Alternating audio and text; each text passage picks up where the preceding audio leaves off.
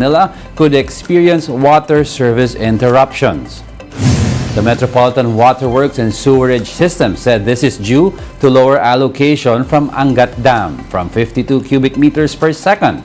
It may be slashed to 50 cms by July due to the dam's declining water level. With this, water concessionaires are now working to provide alternative sources of water for NCR. Pinaghahandaan po natin na kahit mabawasan po yung alokasyon ng MWSS sa Angat Dam ay magamit na din po natin. Ang timetable po natin sa mga konsesyonaryo ay December 2023. Pero may mga in-implement na po kami ng mga phase 1 nitong mga proyekto na to na naka-ready naman na po na pwede na po i-operate. PAGASA may declare the start of El Nino by next week. This as Pacific Ocean waters gradually warm up, which is an indication of the onset of this weather phenomenon. However, PAGASA said there will still be rainfall in the coming weeks. The Weather Bureau clarified that the effects of El Nino go beyond drought and intense heat. It also intensifies other weather systems like the southwest monsoon or habagat.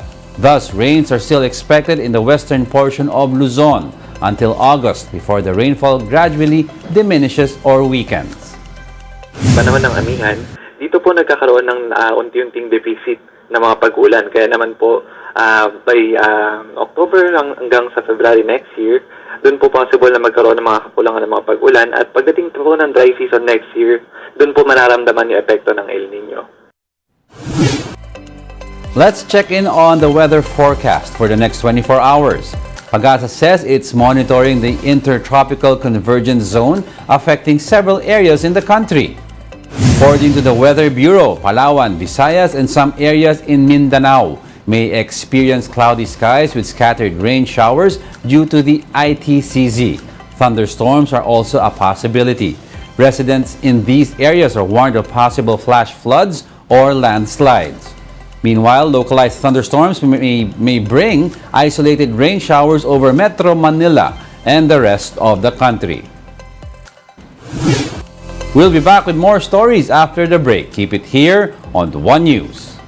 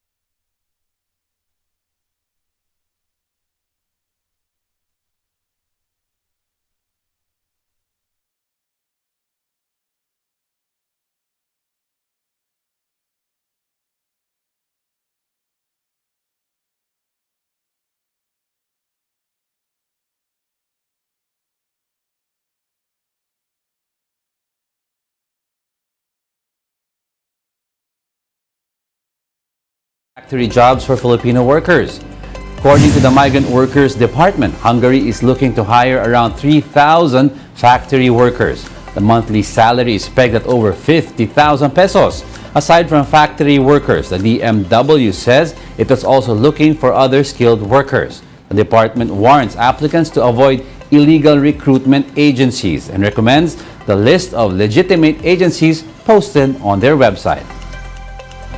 Following the catastrophic implosion of the Titan submersible that led to the death of 5 people, the question now is, should expeditions to the Titanic cease?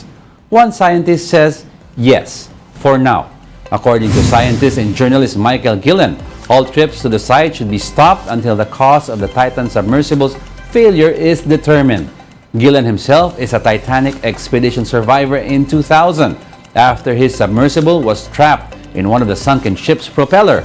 However, Gillen is not keen on a permanent ban on Titanic trips, saying there's a lot to learn in the wreckage. We need to put a stop to all trips to the Titanic. We need to stop, pause, take a deep breath, and ask people this question.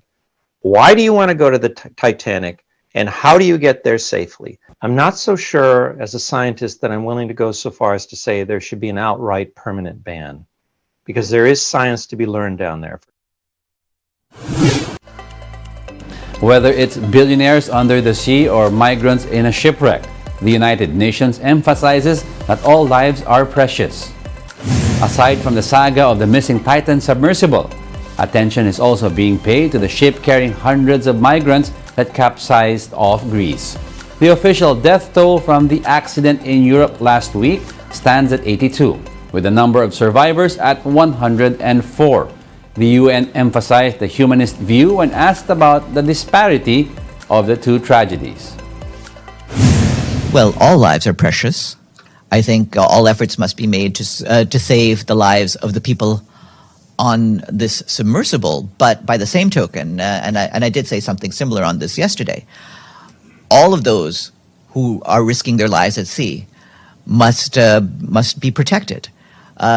Any measures to protect people's lives, whether they're on a ship being piloted by human smugglers, or whether they're on a submersible device such as this one, all of them must be cared for.